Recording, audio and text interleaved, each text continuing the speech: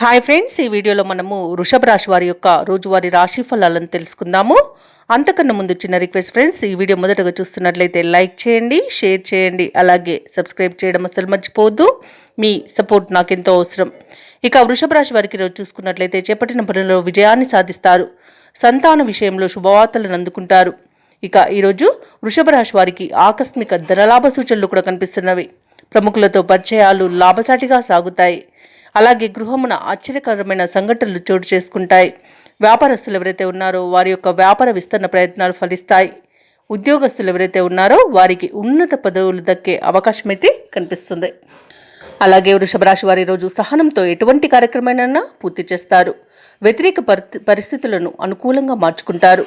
బంధువులు సన్నిహితులతో సత్సంబంధాలు అనేవి నెలకొంటాయి.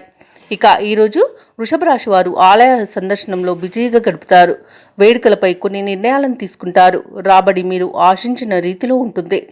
కాంట్రాక్టర్లు ఎవరైతే ఉన్నారో వారు కాంట్రాక్టులను ఆశించిన విధంగా దక్కించుకోగలుగుతారు. వ్యాపారస్తులు వాణిజ్యవేత్తలకు ఈరోజు ఒక సంతోషకరమైన సమాచారం అందుతుంది.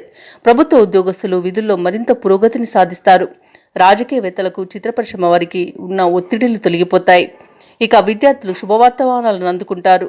మహిళలకి కుటుంబ సభ్యులతో సఖ్యత అనేది ఏర్పడుతుంది.